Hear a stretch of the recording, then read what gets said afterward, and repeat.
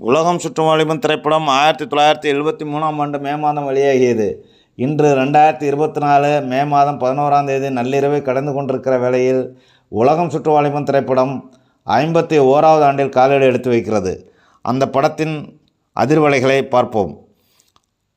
மக்கள் திலகம் எம்ஜிஆருக்குள் இருந்த ஒரு தலைவனை, ஒரு போராளியை வெளியே கொண்டு வந்த படம் உலகம் சுற்றும் வாலிபன். காரணம், அந்த படம் வெளியான போது அந்த படம் வெளியாகக்கூடாது, மக்கள் மத்தியில் சென்றுவிடக்கூடாது என்பதற்காக அன்றைய ஆளுங்கட்சியினர் பெரும் தடைகளை ஏற்படுத்தினர்.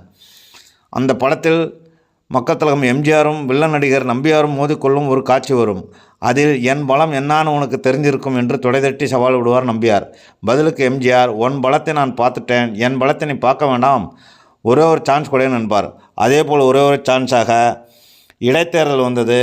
அதுதான் அதிமுகவுக்கு முதல் தேர்தல். மாயத்தேவர் மாபெரும் வெற்றி பெற்று அதிமுக வென்றது. உலகம் சுற்றும் வாலிபனும் வென்றது.